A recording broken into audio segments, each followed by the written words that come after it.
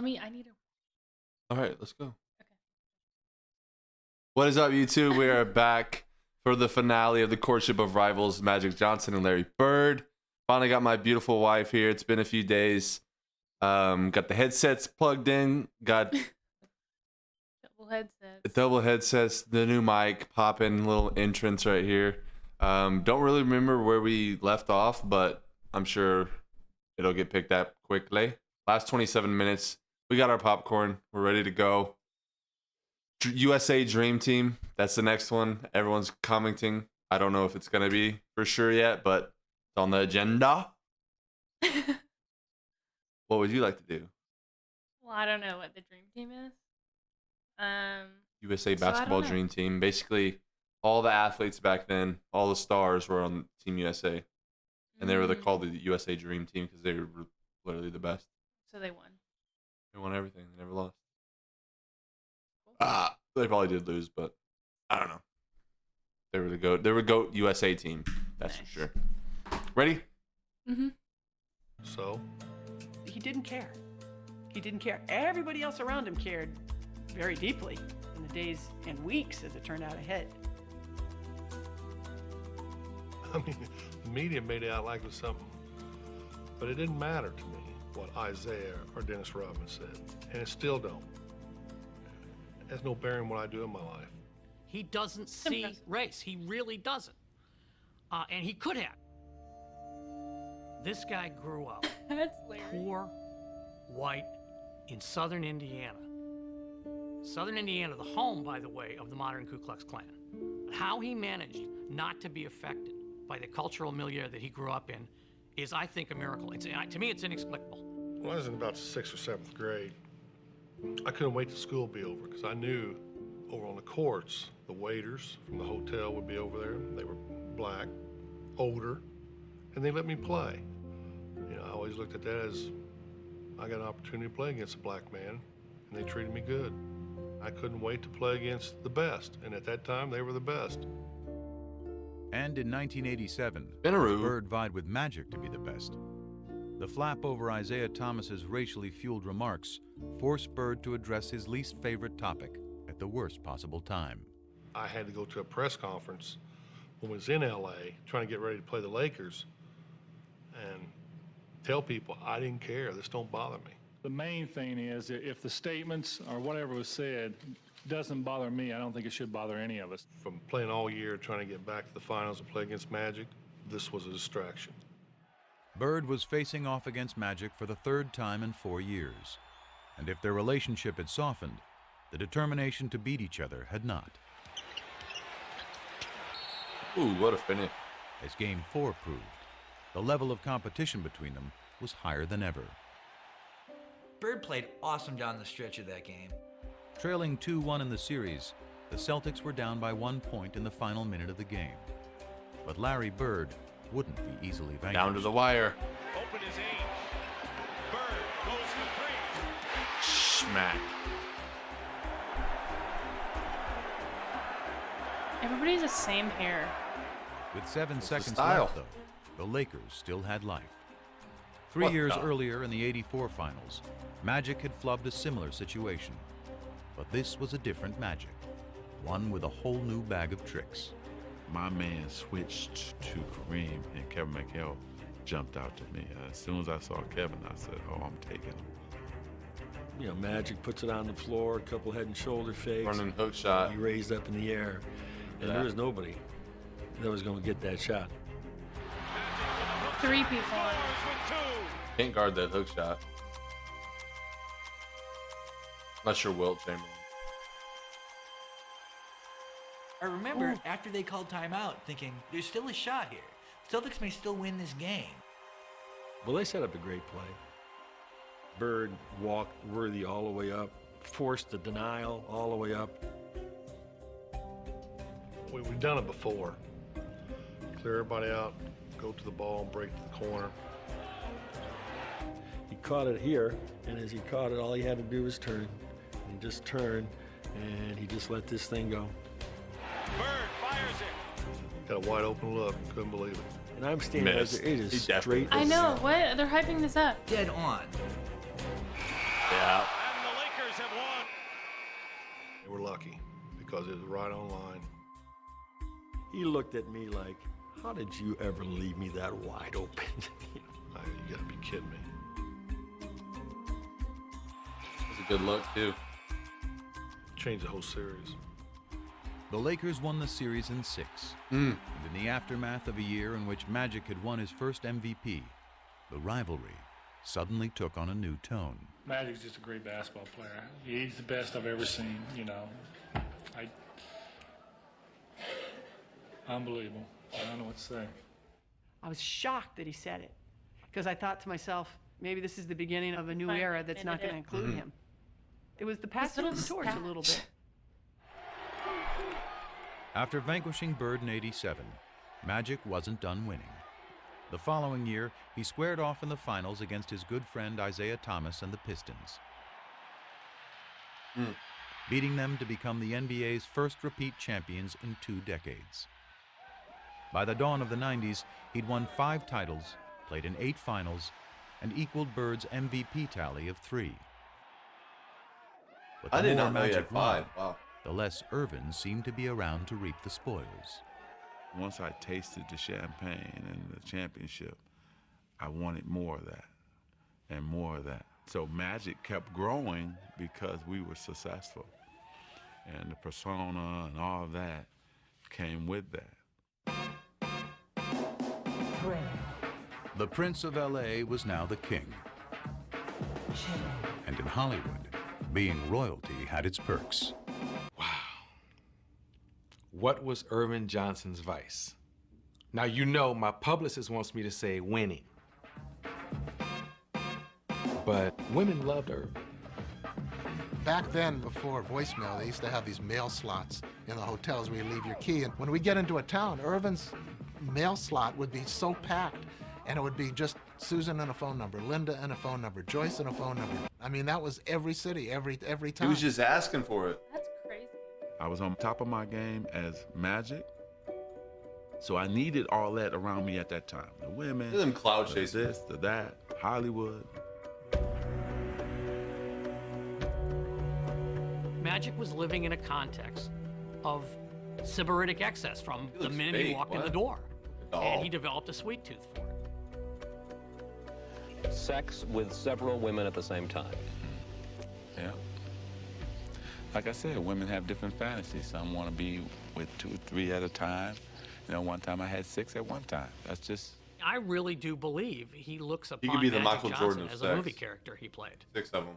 I think Irvin got overwhelmed in LA by what Talking it about meant that on TV? to be a star. What? Doing 6 women at a time? Yeah, on TV. That's Talking kinda about that. I crazy. feel like people don't do that these days. Or Oh, maybe- definitely not. That's crazy. Anyways, I don't have much else to say. That's probably true that the Magic ego swallowed Irvin a little bit, but that's okay because I couldn't win 5 championships without that. Through all of this haze of women and money and fame and fortune, he still kept basketball at #1. He never seemed to lose that focus. Larry had 2 jobs his last 7 years of playing. It was playing basketball, and then it was him being committed to taking care of his back. He had first heard it in 1985, building the driveway at his mom's house back in French Lick. Larry decides to do it himself. This is Larry Bird, the superstar, out there breaking his back, literally shoveling gravel. And that was the beginning of a process. I would see him on TV laying down, and then they told me that he had to lay down on planes, different things like that. And I was like, wow. As Magic soared through the prime of his career, Bird was breaking down. His deteriorating back and punishing style of play proving an excruciating mix. From 88 to 92, it was painful to watch. It was painful to cover. Larry is quite ornery when he's not feeling well, which means he was ornery for those next 4 years. He could manage the pain in a way that very few people can do. There'd be days he could come in the office and he couldn't stand up straight. But even after 2 ruptured Achilles tendons and surgery on his back in 1991, Bird kept going to work. Product of a lesson learned many years before, seeing the swollen ankle of a man long since gone. Well, we don't know if it broke or not, but it looked broke to me. I had to go to work and he had to get his boot on, and it took everything I had to help him get that boot on his foot. And he stood up limping, and he says, well, I'll see you this weekend, because he was working construction at the time. And I was pretty amazed how he could fight through that all week, then come home on the weekend, and it was black and swollen, and he'd sit around on the weekend and put that boot on and go again. If you get paid to go to work, you got to go to work. It was a situation that he was seeing almost daily. He had lost the structural stability in his spine, so it would slip into abnormal positions to try and lock itself to get artificial stability. That's like getting your finger stuck in a door and somebody's still pushing on the door. So what we had to do was unlock his spine, realign it, do techniques that would hold that for 4 hours, 6 hours, that type of thing, and then he'd go play basketball. I didn't know Every you did all time that. I would play, I was wondering if I was going to be in a wheelchair. Was I ever going to be able to, you know, walk on the beach or hold my kids? His pain and his quest for basketball became all-encompassing. Very few people really knew what Larry was living with, because this was Larry's issue, and there was no sharing of his pain. You know, I probably should have retired in 88, 89, but it's that competition. Maybe one more chance, me and Magic get together in the finals. You got something to say? Yeah. The fact that they like are talking about his back so much and just briefly brushed on the fact that he ruptured both Achilles. Yeah, that's kind of crazy. I wonder like insane. what happened to that. Like, was it playing basketball or was it just? Yeah, one, how do you tear both your Achilles? Two, we're not even going to talk about that. His back must have been so bad. Yeah, because they just avoided it. Yeah, that was just like a and his Achilles. Like, was that him riding the bike with two of the Achilles boots on? Yeah. Wow. It must have been was it the same time? Maybe? I don't know. They didn't say from anything. that video. Yeah, I know. I want to know more about that. Only thing I know about his Achilles is when Kobe tore his, he came back and made both free throws and still made it. That's what he's good. But I don't know. I didn't know about Bird. No one ever talks about it. Wait, so Bird and Kobe tore their Achilles? I know. Well, I mean, there's more, but those are the only two people That's I know crazy. right now that have like. I knew Kobe did, but I never knew Bird did. So this definitely opened it up. And I heard about his back injury, but I didn't know it was that bad. But it never happened. Oh, sorry. It's that competition. Maybe one more chance, me and Magic get together in the finals. But it never happened. I'm sleeping, really, laying down, just waiting on the game, and phone rings, and the voice says, "Hey, you gotta come back to L.A." And I said, "Okay, why?" "Well, I can't tell you until you get to L.A." Bird's gonna surprise him. So I said, "Okay." 2 hours later, he was in the office of Lakers team physician Michael Melman. Dr. Melman starts to tell me that, through the physical that I took, that they discovered that I had HIV.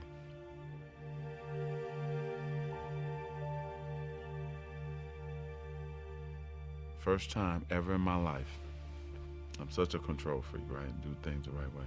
I'm out of control. Oh, it was everything. How is it possible? What happened? How did it happen to me? And my mind is racing, and then you're just devastated. Further complicating things, Magic had gotten married just 2 months earlier, and he feared the worst for his new bride, Cookie, who was pregnant with their first child. I don't know what's going to happen with my wife and my baby. I don't know what's going to happen to me. I don't have control of the situation, and I was lost just for that next 2 or 3 weeks. And after Magic learned neither his wife nor his unborn child were infected. Wait, so I know you're a nurse. What is the only the downside of HIV? Is that like you can't have sex? No, it's just the biggest downside is it's not curable. I know that, but like, other than that, like, is it just like what kind of? I mean, if you don't take care of it, it could get worse and worse and like kill you. It would progress to AIDS and then like eventually like kill you. But the medicine has gone. I mean, back then it was different. They didn't know as much about it, but from my understanding, and I don't really know that much about it either, but now the treatment is so good and they've figured out how to control it so well that they can basically make it like a non-factor for people. Like they can control it if you take your meds. Okay, well, you said answer my question. Like, what is it? Is it like a blood thing? It's a blood infection. It's blood. It's bloodborne. Oh, okay. Yeah. So he gets that in his Magic Johnson. I don't know, bro. I know you can get it. Oh, okay. It can be transmitted through blood, and I think it can be transmitted through sex. Okay. I think. He began revealing the news to his inner circle. I just know The phone rang, and it was Magic's agent, Lon Rose. I just know and he said, Irvin's looking for you, call him. And I said, I'll call him when I just know when we have patients with HIV, you have to be really careful around their blood. I get to Paramount. And he says, call him now. I said, Lon, I'll call him when I get to Paramount. I'll be there in 20 minutes. And he said, you got to call him now. Irvin's HIV positive. I remember I was sitting on the bed. I remember standing up at that point. And I said, how is that possible? I'm thinking Irvin's gonna get skinny and die. I mean, literally, that's what I thought. Irvin's gonna get skinny and die. The first person I thought of was Larry. I wonder what Larry thinks. The day that I heard about Magic, it just sort of changed my love for basketball. It shook me up. You know, you get that feeling, probably the same type of feeling I had when my father died. He wants to understand why, how can I talk to him? I need to speak to him. It was just really important for Larry to talk to him. You know, sort of, I don't know. I wanted to hear it from him, probably didn't believe it. Calls me and we're talking. It's just, how you doing? I heard about it, and you can almost hear both of us with some tears in our eyes, and I'm choked up because he did call me,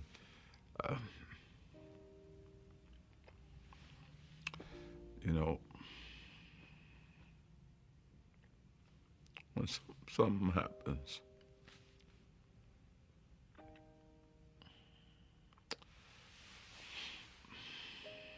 to you, ASMR. and then you find out who really your friends are and people who really care about you.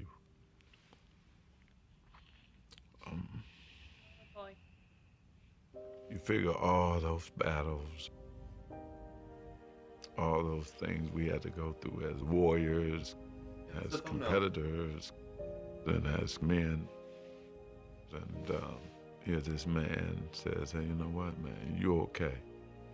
And so I bet that meant a lot coming from Bird. That was the greatest moment for me too, to have him check on me. Yeah, like and to make sure I was okay. First of all, let me say good late afternoon. Because of the HIV virus that I have attained, I will have to retire from the Lakers today. It's the only press conference I've ever been in where I've seen reporters cry. I mean, we thought this guy was in total denial. I plan on going on, living for a long time, bugging you guys like I've always have. We thought the smile was going to be wiped off his face forever. Yeah, I feel like that's like. So the second he heard about it, he retired? I think you'd have to, because if someone cut him and he bled, like that's my assumption. It's like if he got cut during the game and bled on people, and then they got it, kind of like the Rudy Gobert situation where he touched, you know about, but right before COVID, Rudy Gobert was like the first person to get in NBA, and he was in the reporter by himself, and he started touching every mic, and literally like a week later, the whole thing is shut down. But everyone blames it on him, but I don't know if that was Did it. he do it on purpose? Yeah, he literally touched every mic. On purpose. Yeah. I'll put the clip in right now. Thank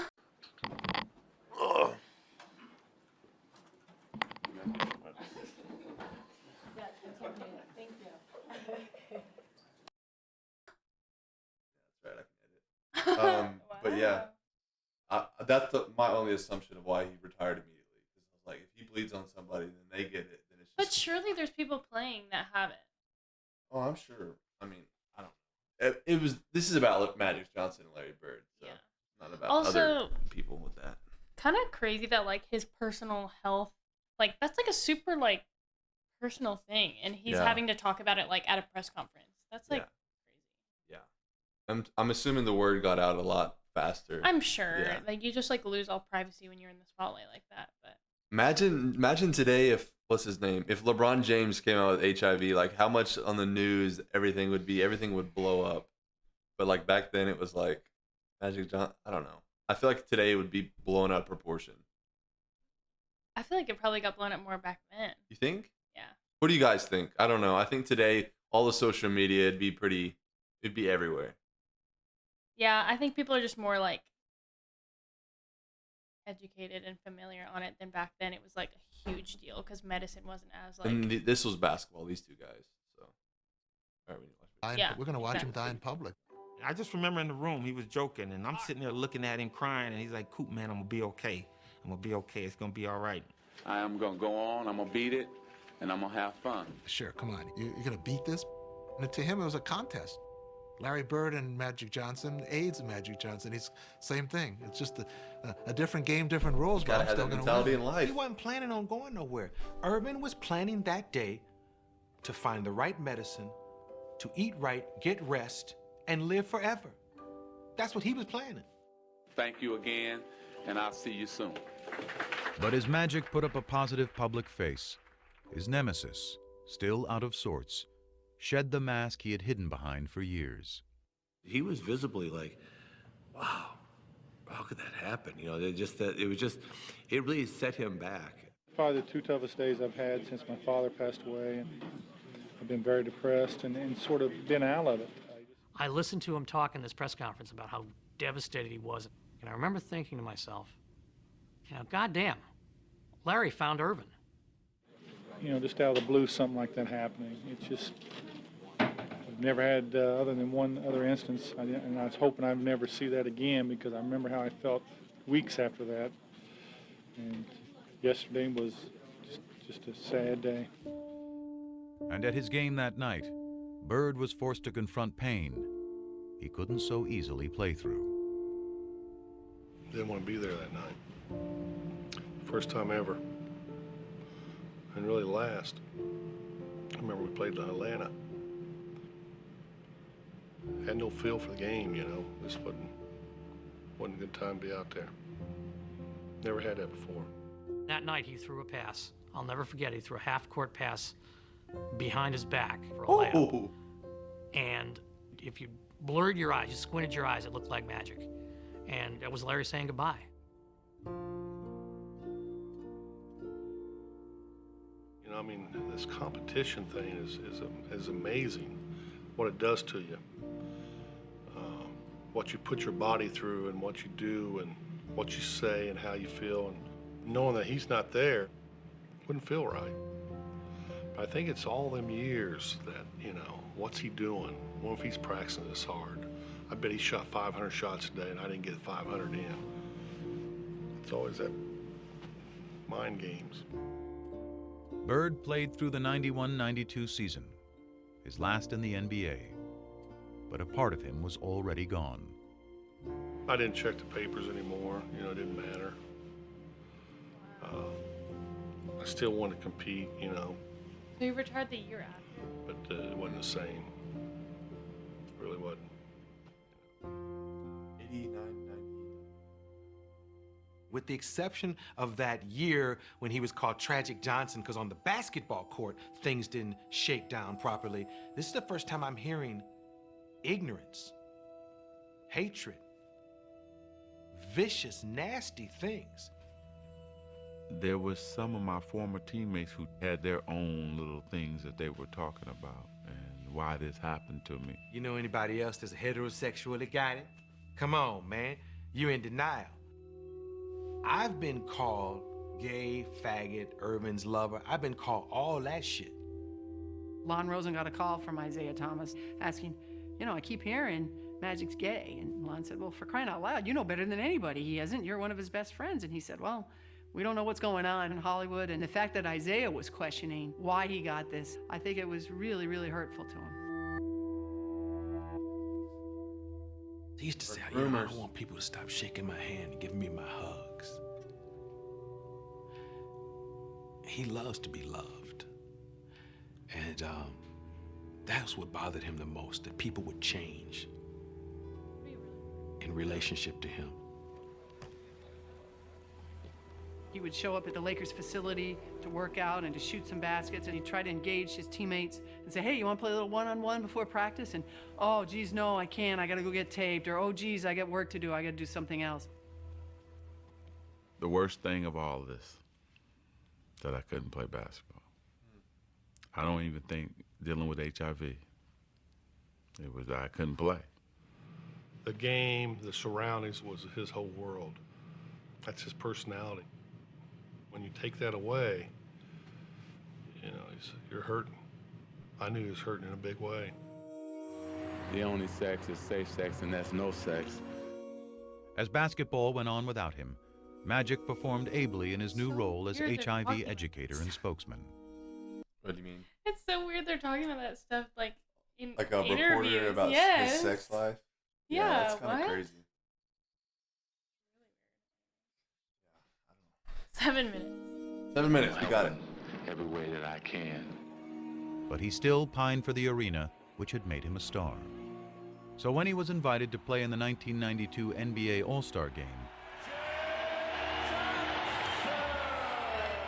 he jumped at the chance, promptly stealing the show and winning MVP honors.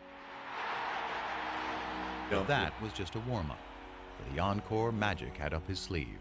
He's not done yet because we're going to go to Barcelona and bring back the gold for everyone here in the United States. Thanks, Larry.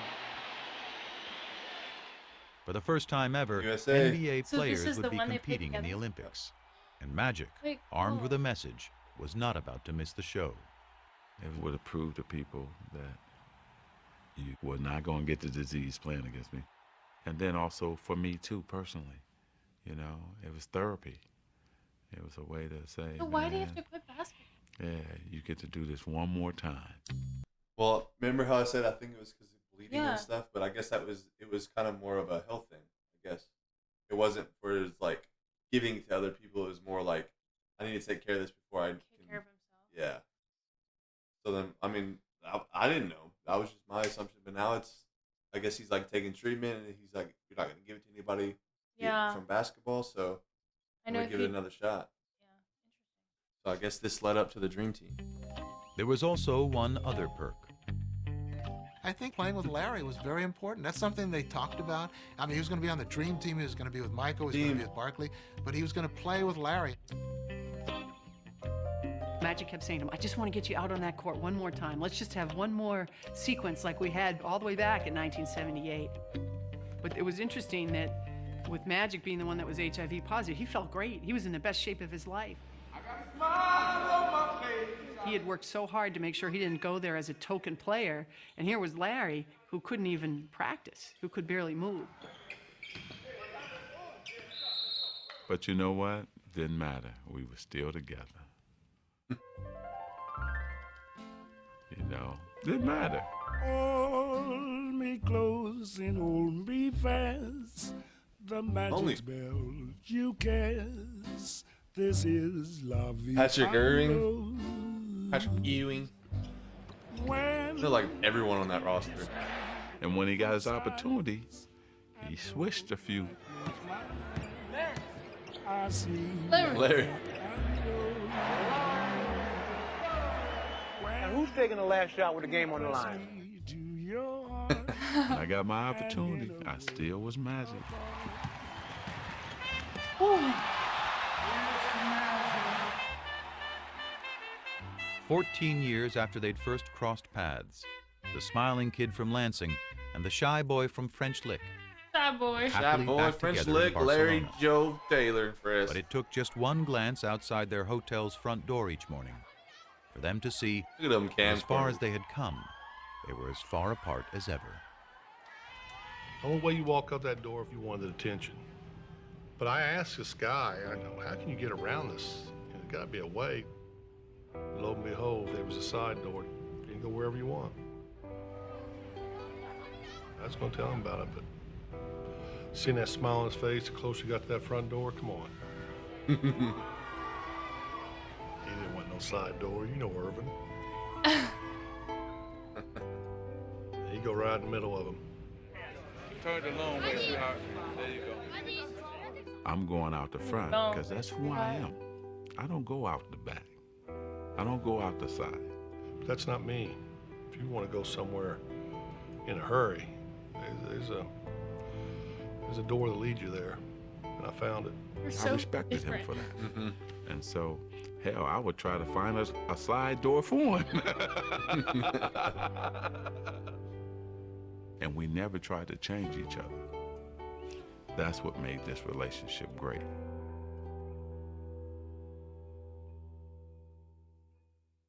One of my pet peeves always is when people say, oh, Michael Jordan saved the NBA. Bullshit. Bullshit. Magic and Larry saved the NBA. That's who saved the NBA. Magic and Larry. Magic and Larry. Bird and Magic.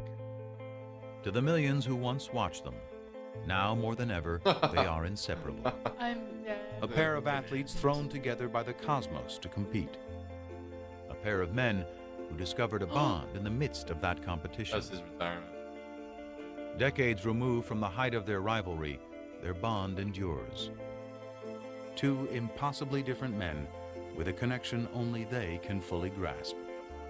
It's almost like a private little club, and only the two of them are in it. And every once in a while, they need to show up to have a reunion and pay their dues to each other. But they don't need the day-to-day contact that most friends need. It's just not that kind of relationship. But I always get this good feeling when I know I'm going to see him because he makes you feel good. You know, he really does. He's unbelievable. He's very private, but if he's your friend, man, you got a friend for life. And Larry Bird is a straight shooter. He'll tell you when he don't like you. That's one thing I wish I could have from him. That he has that I don't have, I wish I had that. I mean, he walked in here, this whole room would change, and maybe that's what I always wanted to be, but I just couldn't. Stop. They both want to be each other? You're Finished kidding. That was a roller coaster of emotions. Wow. We also, made it through. like, the cutest ending I've ever heard of. Clips of them both saying they wish they were more each like the other. other person. Yeah. You can't make this stuff up. Yeah. This final thoughts of this. I knew the whole Larry Bird versus Magic Johnson thing, but this kind of went more in depth to understand like what it was about. Yeah, we don't have to wear these anymore. Get these out of here.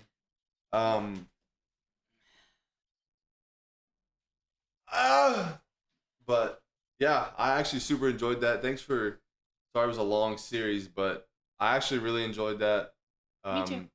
Yeah, learning more about the game. I know those two are heck of athletes, but it kind of gave a backstory of who Larry Bird actually was, where he came from, and as far as like Magic Johnson and the little rivalry explained itself of what pushed each other to become better athletes and how much they really supported each other behind the scenes. So I think that's something Really interesting. super grateful to watch this, and maybe we have to watch the Dream Team now to see what. Yeah, now that we know, I'm glad we watched this one first. Yeah. Because we know. I know what the guys are doing on YouTube. They know what they're doing. Final thoughts. What do you think? I don't know. I really enjoyed it. It was super interesting. Definitely like a roller coaster of like, I was like, oh my gosh, they're beefing. And then like at the end, they're like They really wish you were sweet each other. friends. Yeah. So very feel good at the end. For sure. Very interesting. Yeah. Might have to get a Larry Bird jersey. He might be up there in top 5 for me now. He's funny. Yeah, he's funny. He's Magic calm and is like collected. so likable. Yeah. Love him and like his smile. And then Magic is just like the opposite, but still like so funny. Like Yeah, that's what made it perfect for him. Like, you know, they say opposites attract. You know that saying? Maybe that's what You it think is. we're opposites? Yep. Get out of here. Just kidding. But I hope you guys enjoyed that series. Be sure to go check it fully through if you guys are into that, watching it straight through instead of waiting on the 4-day delay from your work schedule, you know, slacker. But yeah, thanks for tuning in, guys. USA Team Dream Cheat. That you had. Dream Team documentary will be next. Yeah. Word. Hope you guys enjoyed that. Like the video. Subscribe if you are shorter than me. Subscribe if you're taller or shorter than her. No. No? Not a good Don't do it at addition all? to the Okay, outro. whatever. Hope you guys enjoyed the series, and we will catch you guys in the next video.